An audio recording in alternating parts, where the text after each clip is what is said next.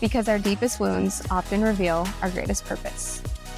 All right, welcome to the Court of Connection. I have Jessica Guerrieri here, and she is the author of Between the Devil and the Deep Blue Sea, a deeply human story about identity, family, and complicated inner lives we often keep hidden. Jessica also has a new novel, Both Can Be True, releasing in May of 2026 this year, a couple of months. Yeah. Which explores sisterhood, memory, and the idea that multiple truths can exist at the same time. So, Jessica, welcome to the show. Excited to have you. Yay, thank you so much for having me. I'm thrilled to be here. Absolutely. I met Jessica through Shelly, who she just did a podcast with, and I see now why she connected us. I think there's multiple reasons. Obviously, you know, her writing is. I was actually reading your book, Between the Devil and the Deep Blue Sea, recently, and I was like, I love your style of writing. I'm like with you in that experience, or the character in that experience. But then you also have a history of you're a person in recovery, and so am I. So what a cool connect we have here. Yeah, I love it. Those are my favorite connections to make with people. You know, it's the best. Yes. Well, welcome to the show. For people meeting you for the first time, how do you describe who you are? Yeah, so I'm a mom. I have three wonderful daughters. They are 12, 10, and 7.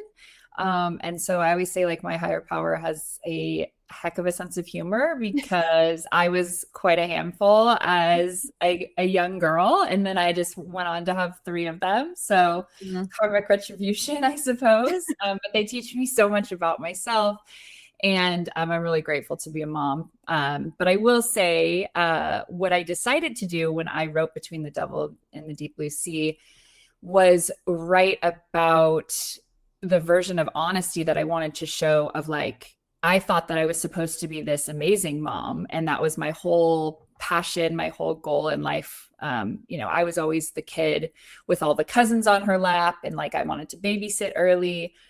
And then I became a mom, and like, all of my patience was gone. I found that like, it wasn't the thing that I was best at. It pushed me and tried me in different ways that I never could have imagined. And so when I wrote this book, I wanted to show like the realities of what it's like to be someone in recovery or an active addiction, while trying to be a mom at the same time, because I didn't feel like we had really good examples of that. And so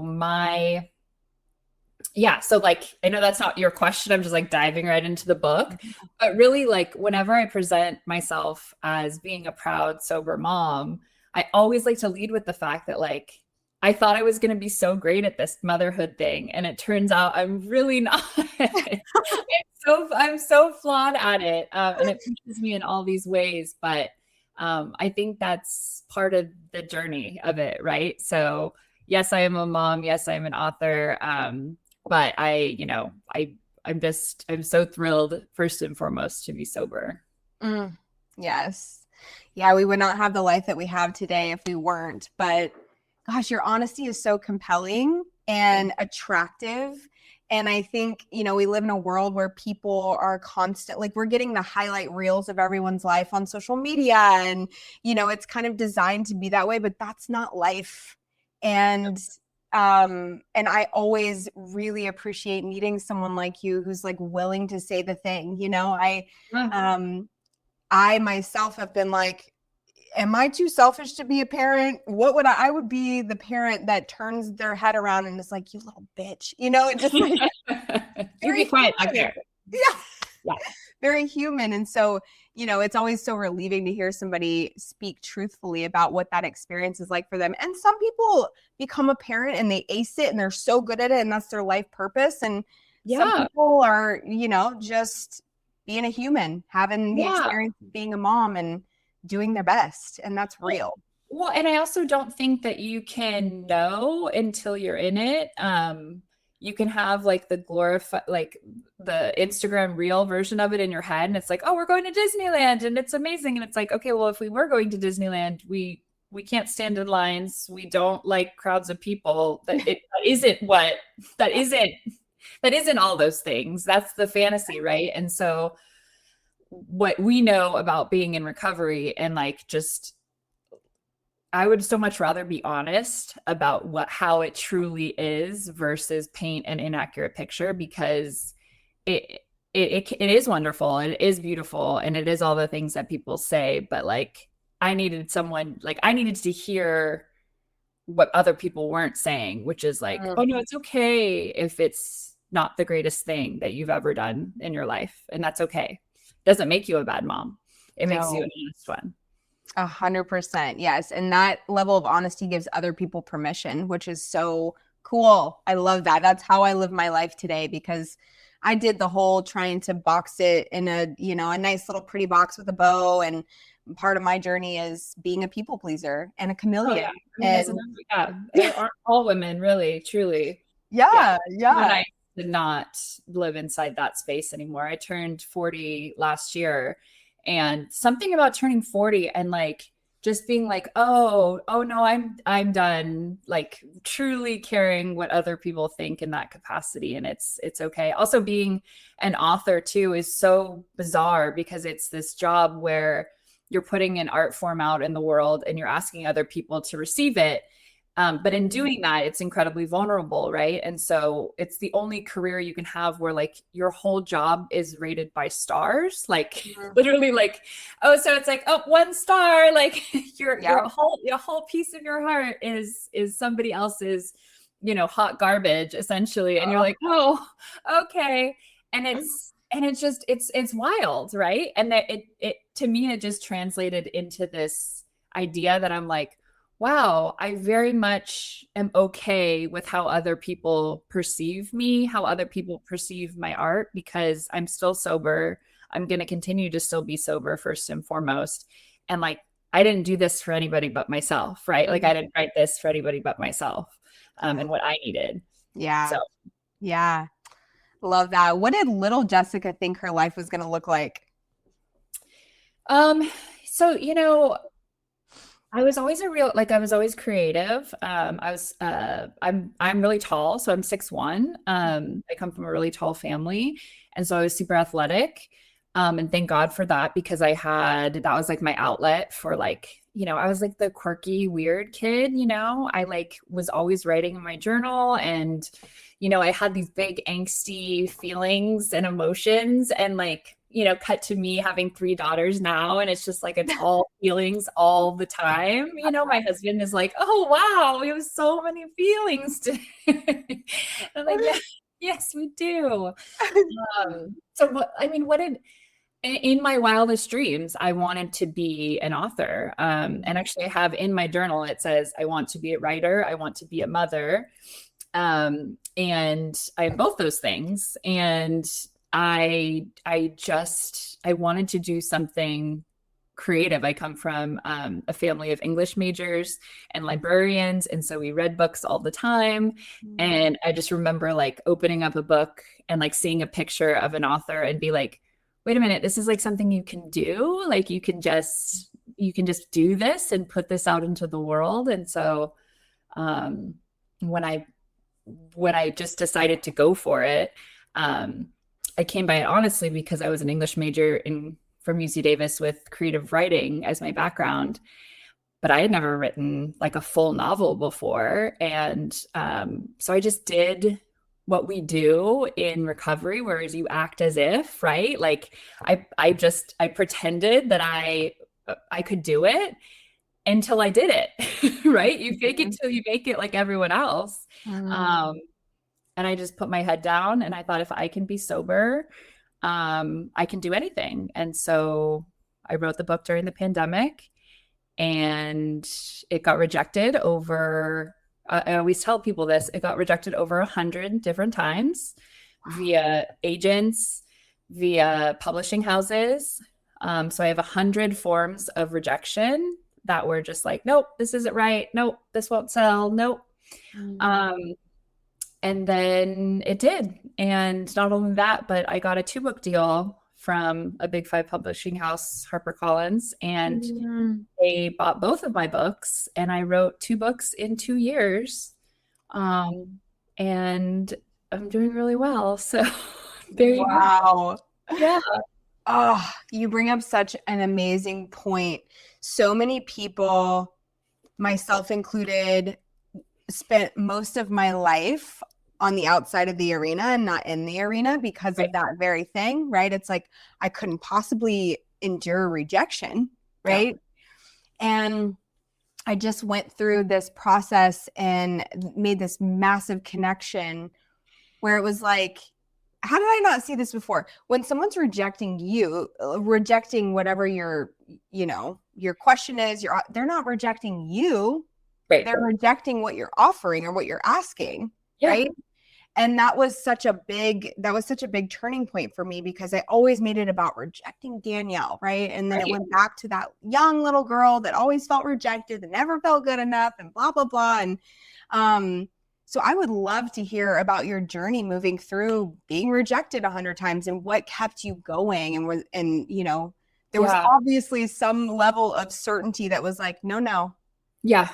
So it's so funny that you said on the outside, right? So like whenever I share in recovery meetings, so like I said, I'm 6'1". And so I remember the feeling of rejection when I was like 13, right? And I think I was 5'11" at that time. And I remember being at like 7th grade dances, right? Like 13, 5'11". And like back in like my day when we did dances, it was like there was always a circle, right? And the best dancer was in the middle and they did something amazing. And then they moved to the sort of outside of the inside of the circle, right? And like me being so awkward and not comfortable in myself and made to feel different because, like all the boys came up to, the no boob height, right? And I was constantly being pushed to the outside. And so that's how I felt inside as well, right? Like I just felt like I was on the outside. I was never on the inside. And the only time I ever felt on the inside was when I was drinking. And the second that I found drugs and alcohol, I was like in the inside of the circle and everybody else is around me. And I'm dancing like no one's watching, except I want everyone watching because I don't even know what I'm doing, right? Mm-hmm. So we have that kind of like blind, dumb confidence when we're in our addiction. And I'm like, can we channel that into something good? Like, what if we did that? Because I know for a fact that I'm capable of really amazing things. And I put myself in those situations now all the time. I get like sort of endorphin highs if I can. I did Spartans. I did a trifecta where I did 3 Spartans in a year. I ran my first marathon when I turned 40. I love the sensation of feeling powerful in my own body because alcohol made me feel powerless, right? Like it made me feel less than. And so to me, writing books and like going on this journey where other people are telling me no, like fueled me to nothing else, to be like, no, you actually don't, you don't mean no. I will get a yes and it will be what it's supposed to be because I truly believe in myself. And like, I do that because of my foundation of recovery. Like every single day we have a disease that wants us dead and I'm outliving it. So like, no, you don't get to tell me no. And I don't mean that in like a big ego way of like, you can hate my work. You can. And like, genuinely, that doesn't hurt my feelings. Like if it's not for you, it's not for you. But like, how can I have 3 daughters and not believe in myself? Like I refuse like that. I will never, ever do that. Like they will see me standing up and saying, we can do it. I can do it. You can do it. And I did it. Let's go. She did it. So I spoke at a grad school on personal branding, and we were talking about my recovery journey, and we were talking about me selling books and this whole concept and everything. And I was like, but here's the thing, like you, only you, at any moment, one of the rejections could have been it, right? Any moment I could have stepped away. Nobody was holding a gun to my head to be like, you have to publish these books. Oh my gosh, they have to be. And so why in the world would you sell yourself short? You know what I mean? And it's because it hurts to be rejected over and over. Like, you know, I remember towards the end, I gave up on this book. I was like, okay, I have to step away. I'm going to start writing another one. I'm not done with this book, but like, maybe it's not my debut. Maybe it's not going to be. And then I just started over and I started writing Both Can Be True. And that was the moment that, you know, we got a call that they wanted to publish my first one. And my agent was like, yeah, make sure you mention your second book that you're now like 50,000 words in because, you know, you just didn't give up. And then on the call, right after, they were like, oh, it's going to be a 2-book deal.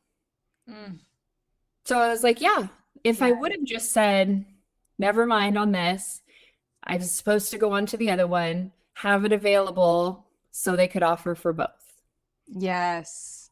Yeah. Let's go. I'm just like, there's so much power in everything that you said. Like God is just like woven through this whole experience where it's like, girl, you got sober to do what? Live a small life? Absolutely not. No. Oh, Absolutely no, nothing not. about it. No. And I don't want that for myself. I don't want it for my family. I don't want to show. I've chosen to be very public in my recovery. That was part of it in the pandemic. I never put on social media before the pandemic, like in a public setting that I was sober. I didn't celebrate my sober birthdays because my foundation is in Alcoholics Anonymous. And unfortunately, I feel like there's a stigma still tied to addiction as it relates to anonymity, which I want to be sober out loud. Right. I'm not representing Alcoholics Anonymous. I believe very strongly in the principles of it. But at the same time, I think the stigma and the shame associated with it keeps people away from knowing that recovery is an option. And so I have no problem being the face of, moms in recovery, right? Like I have no problem with that because I needed that so badly. I walked into my first meeting. I got sober at 29. I was the youngest person by 40 years in that room. And so imagine like if I saw somebody like me that had things that I potentially wanted and felt moved by, that's inspiring. And I want to see that it's possible. And I like my messaging is like recovery is possible. Like we are living proof recovery is possible. Absolutely. Absolutely. I have this belief too, and this is just my belief that the more public and open you are, the bigger the platform, the bigger the opportunities. Like I just believe because we are being used as a vessel, right? And so I am a firm believer, my whole podcast, everybody that I have on here, I'm like, we're raw, unfiltered. There's no trying to be anything. Like I will tell you anything about all of the shadows of my life. I do not give a shit, Right.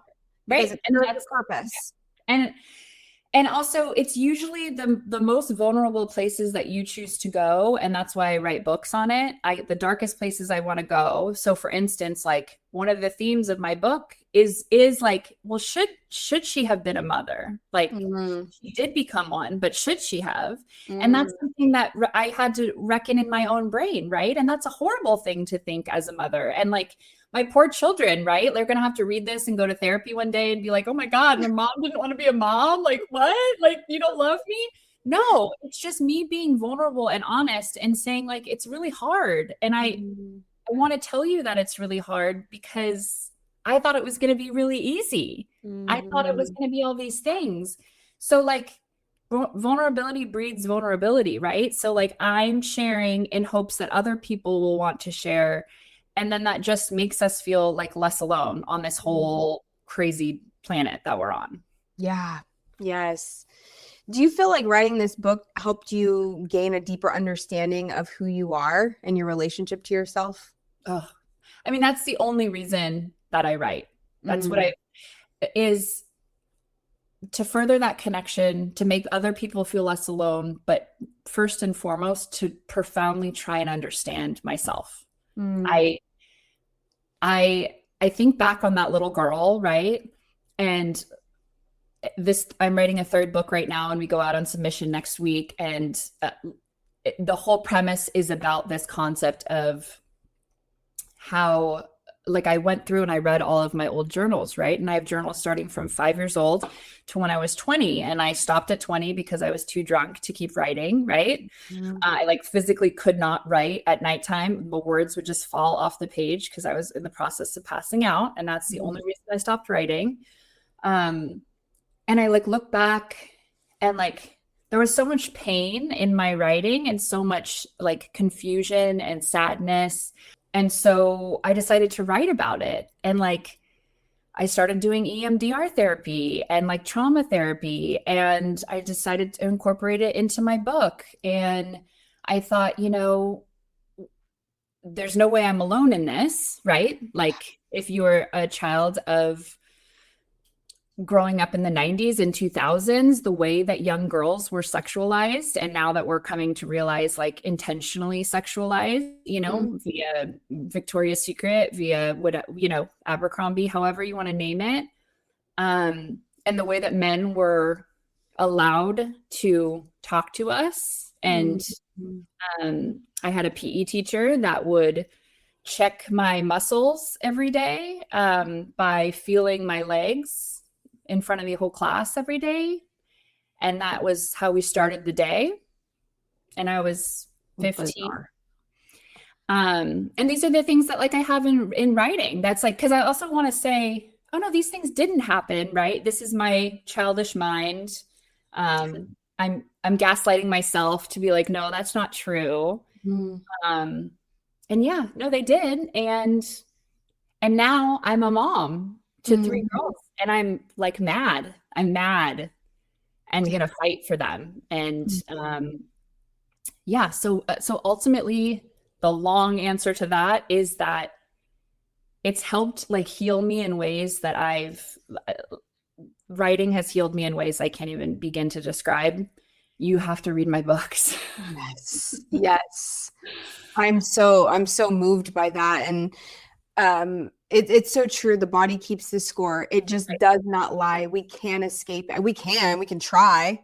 Right. We end up alcoholic, or we end up, you know, obese, or we end up broke, right? Like, but all kinds of other addictions, right? Like food addiction, sex addiction. You have with escapism, right? Like, how do you escape out of your own body to not feel that, right? And it's like, you know, I always go, no wonder I became an alcoholic. Like, no wonder I became an addict. Like, that was in the stars. No matter what, that was always going to happen. It was in my DNA, no matter what I did. But it was like, well, that makes perfect sense, because how do you check out of those deeply uncomfortable feelings? Yeah. And as someone in recovery, right, it's we have to have a way to channel our anger or whatever emotion is coming to the surface. And what a beautiful outlet to be able to write, you know. And the reality is we grew up in a time where women were suppressed, and we're all starting to rise to the occasion here and take back our power. And it's just a beautiful time to be alive, but it's also can be sad. You know, it can be really sad, and it can evoke a lot of anger, and it can, you know, the gaslighting and all the things that happen is just, wow, you know? Yeah. It's what you choose to do with it, right? Like, what do we choose? And like you say with your recovery too, like the more open you are about it, the more bigger your platform becomes. And by platform, I just mean like spreading the message, right? Like more people hearing the hope. And that is what I hope for, right? Like the more people that read, the more people that engage, the louder you are and prouder you are about it, the more someone else can on the other side can receive it and say like, oh, I guess it is okay. Like if I'm drinking in a way that is making me scared, I guess it's okay to look at this. Yeah. Um, because like where I was at when I was 29, like it wasn't okay to look at that. It was just like, wait a minute. I think everybody just drinks 3 bottles of wine a night and passes out and like doesn't remember. Isn't that what drinking is? Like these are the questions, right? You just don't know because no one's talking about it. Right. Right. Absolutely. Was there I know you started writing your first book during the pandemic, but was there how did you come to the storyline? Was there a moment? Tell me about that. Yeah, so it was during the pandemic. I had 3 children under the age of 5. I was a former special education teacher before I became a mom. And so I had like endless patience for other people's kids, right? Like I was like, I have a passion for kids on the autism spectrum. And so that was my background. And when I became pregnant, I knew I wanted to be a stay-at-home mom if I could, to raise my family. But also I knew I didn't have the capacity to be able to do both, and give all my patience to other people's kids and also my own kids. But when I was writing, I decided to like write, like a version of a mom's blog. Basically, it was called Wit and Spit Up, and it's very like funny. And I did that for like 5 years of just like chronicling all the ways in which I was like, wait a minute, like this is what we all signed up for. Like, okay. And then at the same time, in tandem, I was going through recovery. And so I wasn't sharing about my recovery at all in this version, right? It was like, oh, you're a mom, you were a teacher. Like, definitely don't say you were a drunk teacher because nobody's going to like, respect you. You still live in the same community. Like, don't do that. My kids go to school in the schools that I, was right, that I like worked for. And I was like, oh, how do I navigate this? So then the pandemic happened, and all of a sudden there was this way in which everybody could see, whether you're an addict or not, what it feels like to be trapped, what it feels like to be powerless, because we're all stuck in not in the same situation, right? Like money wise and affluence wise, but we know what it feels like to be hopeless, right? And be like, well, what is this? And so I was like, I think I need to write about the relationship between addiction, that feeling, and how we can all now relate in the pandemic, because now all of a sudden everyone has this opportunity to have empathy for people with addiction. So I wrote on it, and I basically came out publicly for the first time saying like, I'm sober, and I have been sober at that time for 6 years. And then it was funny because I don't know if you follow Dax Shepard at all, but he is in recovery as well. Yeah. And in the pandemic, he came out and said that he was using drugs. Right. Yeah. And he went on his podcast. And what was so funny is I wrote a piece for Scary Mommy, and it was called How Dax Shepard is Saving My Sobriety. And they picked it up, and it was completely full of shit, because I was high as hell as I was writing it. And I started using like THC and gummies, and being like, well, this is a loophole. Like, I can do this. Like, it's fine. It's not anything really bad. I'm in California. So like I would just drive through like in my minivan with like my kids in the car. And then it just started getting worse and worse. Right. And then I had a minor procedure, and they prescribed me pain pills, and I was off to the races. Right. Yeah. And so when I was writing the book, I rewrote this book 1,000 different times, right?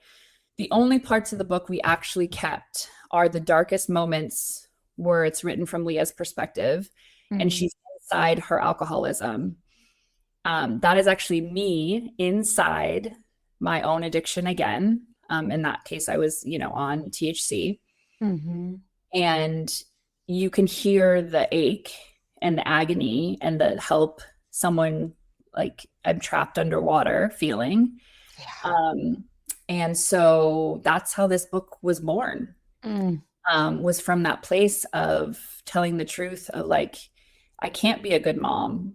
and be high. I cannot. Mm-hmm. But I don't want to be. I don't want to be on drugs anymore. I didn't want to be drunk anymore. I didn't want to be any of those things, but the addiction had gotten me again. And so I had to come out of it. And I had, a come to Jesus moment of I had overdosed on THC tincture, which didn't know you could, but you absolutely can. And I couldn't breathe, and I thought I had to pump my own oxygen, and my husband, was trying to help me, and my brother-in-law had to come over because I was like, I need somebody to watch me and somebody to be with the kids, even though they were sleeping. And I just remember being like, if I get out of this, and I started writing as I was high, if I get out of this alive, addiction has gotten me again, and don't let it get you again. And so then I did what I did. I went back to programs. I did my stuff. I was like, oh, I also identify as an addict. I can't take anything. I find a way to abuse it. And that is what I wanted to write this book about, is that concept of wanting to mother so badly, but being trapped inside of it, and what it actually feels like when you try to do that. And ultimately, it's a story of hope, because my story is a story of hope. So yeah, that's how it happened. Man, I cannot wait to finish it. Like I said, I started it and I was captured right away. And I think what you do so magnificently is you really capture what it's like to be living in the ism, not just alcoholism or addiction, but the ism, right? The mind, the selfish and self-centeredness, the ways that we, despite how we want to be or how we want to show up, we are battling this thing in between our eyeballs that is constantly thinking about me. That's constantly how is this affecting me? Da, da, da, da. And and you're not allowed to do that in motherhood, right? Because you're supposed to be selfless. You have to be thinking of your kids all the time. And so the problem is that the narrator can be profoundly unlikable. She's lovable, but she's unlikable in her decisions, right? Sure. And that's hard pill for people to swallow, because they're like, you're so selfish. How could you be so selfish?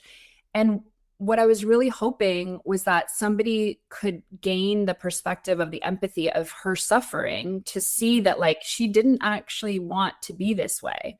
I liken it to being like a caged animal at the zoo, and you're on the inside of the cage and your children are on the outside of the cage, and you don't get to participate in their life. You have to watch it, but you don't get to participate. And that's the sadness of what it feels like to parent in addiction, is you're trapped over here and you just want to be over there with them, but something is stopping you. And that's why I wrote the book. So good. So good. I am just obsessed. So what was your favorite book to write? Oh man. Okay, so now I've written 3. I mean, there can't be a favorite. It's like picking a favorite child, right? Yeah. It's at certain point. I love everything that each book has taught me about myself, about my experience. But most of all, the coolest part of this has been the connection to other people, and the fact that every single, my DMs are just people telling me the ways in which they feel seen, or the ways in which they connect, or the ways in which they don't have addiction in them. They don't understand, but they love someone with addiction, and it makes them feel closer. I literally had a 16-year-old girl, my very first book signing, came up to me and said, I just want to tell you, I read your book. My mom died of this disease. She never found recovery, and I'm learning how to forgive her because of your book.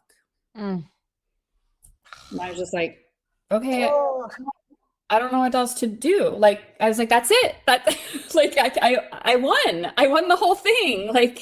Every rejection, every time I cried over somebody telling me it's not good, I just had a 16-year-old tell me that she's learning to forgive her mom. So that's every single piece of that. And what I get back, it keeps me sober. It's like a new way of keeping the high of recovery alive, because like I don't get to do any of this if I don't stay sober. Yes. Oh my gosh, so beautiful. I'm looking forward to not only finishing this book, but also the book coming out in May. And it was captivating reading the title because I say that to the people I sponsor all the time. Both can be true.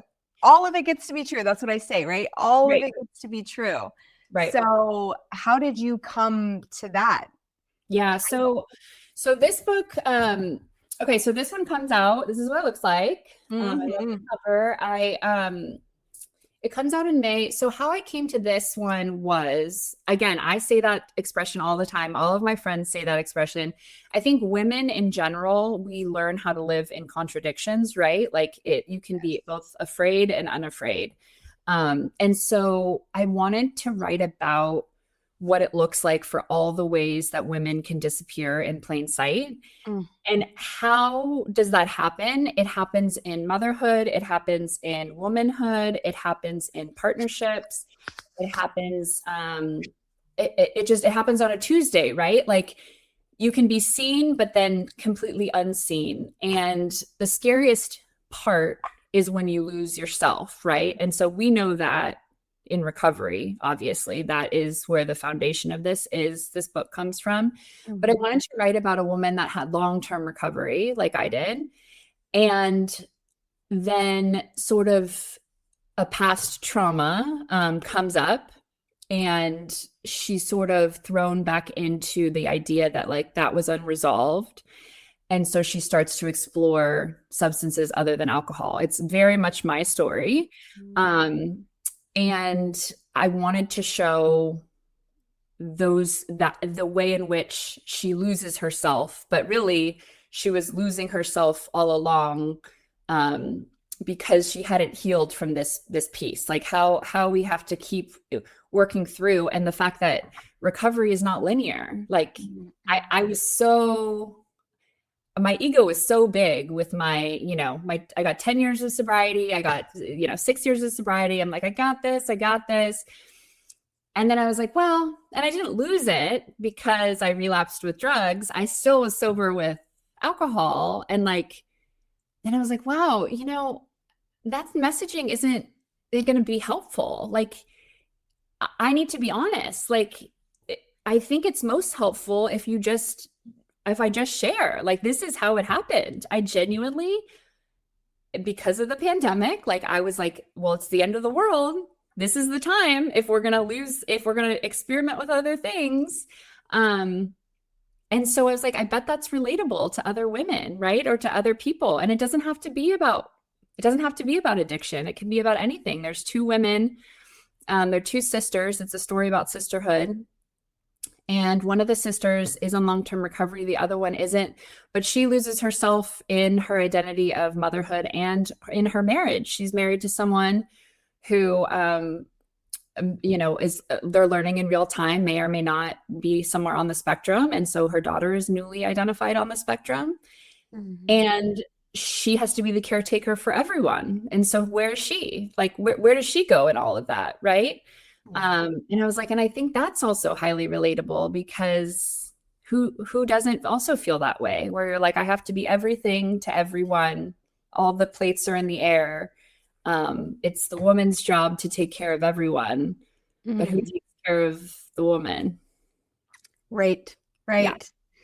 Oh, so good. I'm on this journey right now. I actually just, I left my job of 9 years. I'm creating a coaching business, and that's like, essentially the whole framework is how, men, women, whoever might be high functioning in one area of their life and then completely erase and abandon themselves in these other areas of life. Right. Yeah. And, how do we start to live in alignment in every area of our life? And, being in recovery, I've had to go through this weird, I've always been somebody who sponsored a lot of women, who was involved in all this stuff. And I lost myself in that identity, right? Yeah. We're taught, don't be selfish and self-centered. Don't da da da da. And I I misinterpreted that, right? I misunderstood that, and I put everything before me, and I continued to lose me and pour from an empty cup and wonder why I was fried all the time, you know?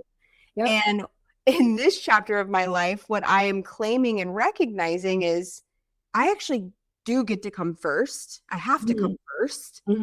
And self-centeredness is about thinking of myself all the time, not being like putting myself first in terms of health and, you know, spirituality and all these things. But when I do that, in turn, I'm a much better teacher. I'm a much better, you know, mentor. I'm a much better human being in the world. Right. And I had to move through it. Yeah. And I had to move through that of like kind of doing it. I don't want to say wrong. It was part of the experience, but it's driven me to really have a passion of like, where are you erasing yourself in your life, knowingly or unknowingly? And how can we change that and get you to step back into your power? Because we're so much more effective to the world as agents of God when we are in our power. Absolutely. Well, and then the other piece of my book is that there is an actual physical missing woman that goes missing as well. So there's the thriller element part of it too, because I wanted to show that like that also so that's like that's the realness of it, right? Like a women go missing all the time. Selfishly, during the pandemic, I started to become obsessed with true crime as my like drug of choice, right? Like and I like couldn't understand like what it was about it, because at first it was like so disturbing to me. Of course, like it is disturbing. It's horrible, the things that happen. Yeah. But then I realized like I needed to start listening to it because I had been told my whole life, we've been gaslit into saying like, well, bad things don't really happen. It's all fine. Like you're overreacting. It's all the things. And I needed to listen and hear like, oh, wait, it almost is always the husband. Oh, wait, it always is always and not that I'm saying, you know, all men are evil or anything like that. It's I needed to come up with this concept of I'm hearing the things that I know are true and that are true. And I've been told that they're not. And I wanted to put that all in a book. Basically, anytime I write a book, I want to write it something that I would want to read. And I was like, okay, well, it needs to have these elements in it. But to your point, yeah, the missing woman in the element of you're doing the very best that you can. You think that you're putting everything into helping others and then still losing yourself along the way, right? And like that's so easy to do, especially in recovery, where you're like, oh, I've really spread myself too thin in being helpful. It turns out it's actually hurting me. I can't show up for other people. It's the oxygen mask theory, right? Right, exactly. Yeah, but it had to be a lived experience. This past year was really about. I'm glad you figured it out, because you can't be of service to other people if you're no good to yourself, right? No. And this last year really was. I took a step back. I went behind the scenes. I felt really called to do that. I had an ego death around that because like, who am I without this, you know, being in the center of everything, which is so funny to say out loud, but it felt real, you know? I'm going to be irrelevant. People are going to forget all the things, right? Oh, you don't need to tell me twice. I'm like, I have to go very closely with my sponsor a lot. I have to talk with another sober woman to be like, oh, but my book is not big enough, or it's not, it's not doing this enough, or it's not on this list, or whatever it is. And it's like, don't they know that it's, all, and I'm like, whoa, like, hold on, again, go back to your primary purpose, which is the girl that came to talk to you in line. That is my primary purpose. Is to connect with her. It's not to see New York Times bestseller next to my name, although that would be cool. That has so much more to do with my ego and the fact that I'm doing it for the wrong reasons. And it's hard as a person in recovery, because we get it wrong, right? Like we love inflating, like we love it when other people are telling us like we're amazing, we're doing all this stuff. and I'm like, oh, this could get really bad for me. So I have to be really in check with it. It's not easy.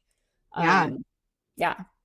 It's beautiful. So I love your honesty. I'm like connecting with you. I'm like, we would be friends out in I the was gonna say, world. yeah, we would. Oh, of course we would. We are now. We are friends. Yes, I love it. When is your so I know your the next book's coming out in May. When does your third book come out? Yeah, so I was super lucky. Like I said, I got a 2-book deal with Harper. And so they had the right of first refusal with my third book once I wrote it. And they did some like restructuring. And it was one of those like the stars aligned where it was like, okay, oh, it's time to move on, right? Like it's time to go to other places. And like I've had literally the greatest experience with my team that I've worked with, and I'm continuing to work with them in this upcoming year, obviously with my second book. And I'm sad to be, not sticking with them for the third one. But my agent was like, no, I think it's time like to spread our wings. Like we're gonna kind of go on. So what happens with the submission process is my agent will take the book out and she'll put it out to editors in all of the big 5 publishing houses. So like Penguin, Random House, Harper, all of them. And hopefully multiple people will want it at this point. Like it's not my debut. Like I have some clout behind me at this point. Again, the ego, right? Totally. I mean, it's honest. It's true. But I do. I have something to offer, and so if that happens, then they'll hopefully take it to auction, and then they like fight over you, and then you get to go with the biggest and the best. It's like when multiple people want to buy a house. So it's like I'm hoping for that, right? Yes. Of course, in our like dream world, and then calling it in. Is it doesn't sell, and that is a very real possibility in this market too. But I like with again, it's the I believe, like I just believe, like I know it's gonna sell. It just where is it gonna land, and then that's gonna be where it's supposed to be, right? Like in the journey, it will unfold the way it's supposed to. So that, unfortunately, the only issue with taking it out. The book industry is so slow. Like I signed my contract for Between the Devil and the Deep Blue Sea in 2023, and it came out in 2025. So 2 years after my deal.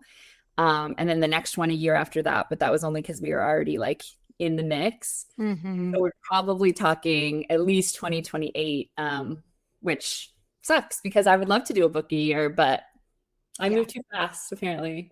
That's impressive. I mean, that's in a matter of several years is like. It's a lot. It's a lot. Again, it's like, but like I don't do anything halfway and it's good or bad or anything, right? Like, I didn't have one daughter. I had 3. I didn't do one Spartan. I did a trifecta. Like I will do it to my own detriment sometimes, like how can I win at recovery? Like, no, you can't win at recovery. You just have to do it. Totally. Yeah. So I do that with my attitude towards, my career is like, no, I want to keep going. I want to do more, which again, sometimes I have to be like, slow your roll. Like it's in your timeline.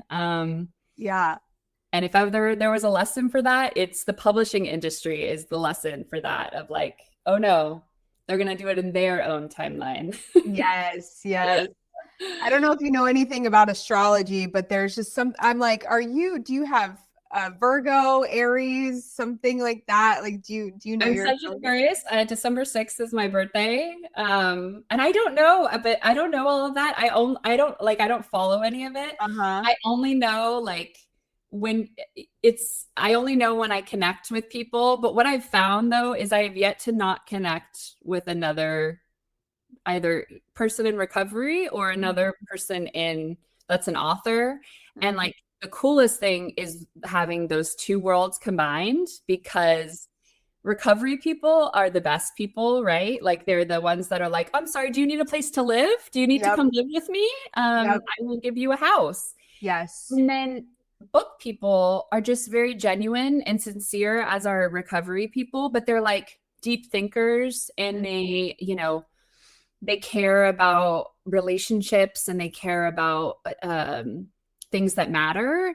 And so I'm like, the fact that I like bring both of those worlds together on a daily basis, I just find myself with the greatest people on the planet. And I'm like, So lucky true. me. I know. It's so good. Recovery people we are literally, I mean, when a person gets sober, they are just the most creative, incredible, beautiful, expansive, wonderful people. I know I'm a little biased, but I also think it's true. It's so true. So It true. is so true. I just had an experience where I dealt very closely with someone out in the wild. I called normies out in the wild, and I was I'm telling you, it made me so grateful for my program and being a self-aware person, because I was literally watching this person like, wow. Right. Wow, you're You wish like everybody had to work a program, right? Like I think it should be mandatory for like the human race. Just like be aware of your own shortcomings, be aware of like your own challenges, and be like, oh yeah, like I don't do this very well. Like I don't handle this very well. It helps to relate to other people, you know? And yeah, when you come across somebody out in the wild, like I say too, and they're like, oh, well, you've clearly never like really had to be humble. or like fucking aware of yourself. Like, Or it's aware. like, I mean, like you're on like Love is Blind. Like you're yes. really not self-aware. Like you really have no idea what's going on. Like if you're a man on that show, like where do you come from? Like who are you? Where do you come from? And I'm so glad I don't know. I'm kidding. no, well, yeah, yes. But yeah, it's so I feel so lucky that connecting with people that have sort of walked that path, and then just it's so refreshing. Yes, absolutely. So what helps you stay connected to yourself in a world that is constantly pulling us away from who we are? Yeah, so obviously my children, like first and foremost, like there's nothing more humbling than being a mom, right? Like my kids will be like, Mom, like you look horrible. Like, have you been sleeping? I'm like, no, thank you. You're right. I haven't been sleeping. No, but they remind me, right, to stay in the now, like to stay in the present, because I hate the cliche of like it goes by so fast. But it's like, no, I like blinked and my oldest is going to junior high next year. And like I taught junior high, like when I was a teacher, and they weren't even a part of the world yet. So besides my children, very much my writing like keeps me here and now and connected. I seriously love, there is no greater compliment than when somebody tells me like I feel seen because of something you wrote. Like talk about ego, like people quoting me back to me. I'm just like, oh my God, tell me more. Like, thank you. Oh, Liga. Talk about, I'm just like, oh, no. Like rein it in. I'm like, okay, no, but besides the enormous ego boost of that, it's the like, well, like truly thank you, because I do think that my gift on earth is to be able to translate like the pained experience of being a woman in addiction. And like, not everybody gets to translate that because they don't make it to the other side. They don't live. And so I treat that as, as important as it sounds, because like, I feel like I've been given this opportunity to do that, and I don't want to take it for granted. I want to connect with other people in that way. It's like the opposite of addiction to me is connection. And so I do that specifically through my books and writing. I love that. If someone listening today feels lost between who they've been and who they're becoming, what would you want them to know? Who they've been and who they've becoming.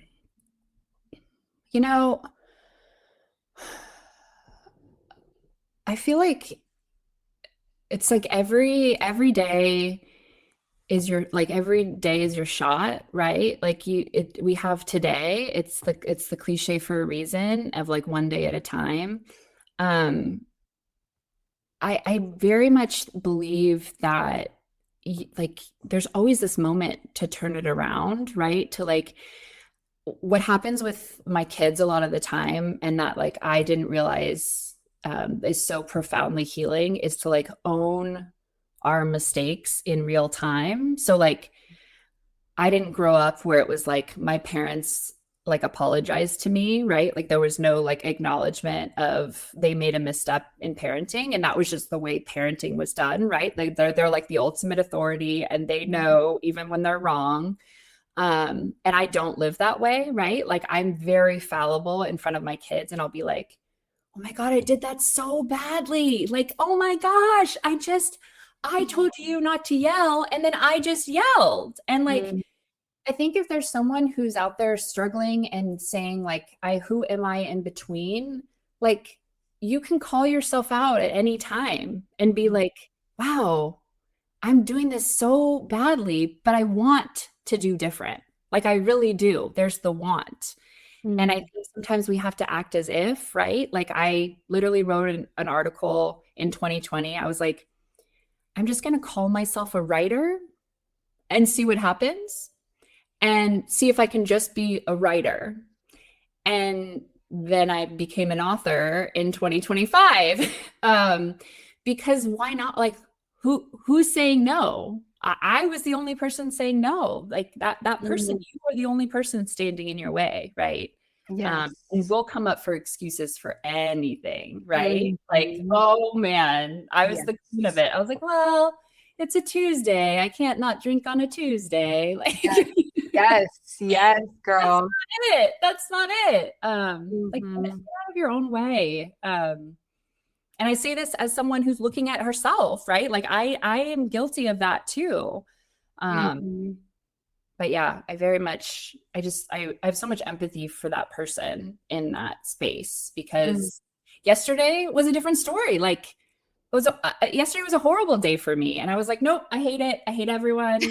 I'm Same. done. I'm done with this. I mean, I don't know if it was like in Mercury in retrograde or whatever, but everybody I know was like, yesterday was the worst day of my life.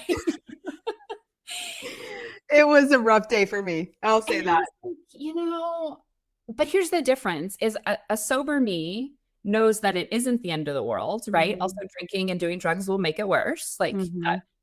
no question about it. And I don't get to have the life that I have if I decide to use or drink again. Um, and so I know that to be true. But like, you can always say like, okay, I need that. This is the crap day. Like this Mhm. is whatever the moment, the whatever it is. And I give that to my kids too. I'm like, oh, yeah, it can be bad right now. It's Mhm. not bad all the time though. And it will, like, there is hope. It will get better. Mm. And it's something that I only learned because of recovery, right? Because we Mhm. know like it can get better. I promise Yes. you it will get better. It can get better day to day, like you're saying. It's Absolutely. Absolutely. Day to day, like, yeah, sometimes hour to hour. hour to hour. Yeah, seriously. What I'm hearing you say is basically allow yourself permission to be human. Like it Totally. is, we are on this journey as human beings, spirits in a human body, and we're here to feel. We're here to be messy. We're here to be happy, angry, joyous, all the things. Right. And yeah, I have thoroughly enjoyed our conversation, Jessica. I'm so excited to finish your book, and now that I have an actual in-person connection with you, I'm going to be hearing your voice and seeing your face throughout this Yay! experience. I, So I so appreciate you having me on. I'm so grateful for this connection. I feel like yes, I would be thrilled for people to go out and check out my books. Between yes. the Devil and the Deep Blue Sea is out now. Hmm. Both Can Be True will be out on May 19th. And if you are an audio person, I have to tell you that our audio team, the characters that we have for our first book, I loved her so much that I asked her to come back and read for a character for my second. But we also have two like powerhouse, like if you're an Audible person, Helen Laser and Rebecca Lohman, who are like huge names in the audio world. And they are going to knock this out of the park. So like if you are an Audible person, because I love audiobooks, take a chance on buying the Audible, because it truly, like, it's a visual story, and I think they're just gonna bring it to life in a way that like makes me so excited. So that's also an option. Amazing. Well, where can we find you if they want to follow you on social media? Yeah, please follow me. So Instagram is the best way, and I'm at Jessica Guerrieri author, and that's the same with that's how you find me on my author website too, is at jessicaguerrieriauthor.com. That's the easiest way to find me. I'm always on there. Unfortunately, it's one of those let's sub out one addiction for another. Yes. But yeah, so, and then I'm always so grateful when people share, go on Goodreads. 5 stars goes a long way for a new author like me. Yeah, it means a lot. So thank you. Yes. Well, you have a friend. I am a promoter. So if you're in my circle, I will be promoting you and cheering you. I am a girl's girl all day long. Well, I hope I can come back. I would love to chat with you again for book 3, or also just like tell you how book 2, how that's going, that experience. Cause I don't think this will be the last time we talk. So I agree. Absolutely. And you will definitely be back on the show. And then until then, thank you for your time. If you need anything in the promotion world or whatever, like, that's one thing I've learned with being a little baby fish in this big sea, is people are like, ask people to share your stuff, ask people to send it to 5 people. So I'm sure you've gotten that advice before, but I am always happy to do that. So yes, I really appreciate that. I have no shame when it comes to asking for help, right? When we're in recovery, you just have to ask for help. This is how I've gotten blurbs from amazing authors. This is how I've gotten, this far. I slide into so many authors' DMs just to be like, I secretly love you, and I'm going to quote you back to you. And I've been doing that forever. And then you come up and you say, hey, can you do me a favor? And more often than not, they say yes. And it's crazy. And you're just like, wow. And yeah, we're all just trying to help each other out on this little spinning thing that we're on. Absolutely. Oh my gosh. Well, thank you so much. I'm so grateful to have connected with you, and we will definitely be seeing you again very soon. Thank you. May the cord that binds us to one another and to Source remind you that you are never alone, always guided, and always home. Until next time.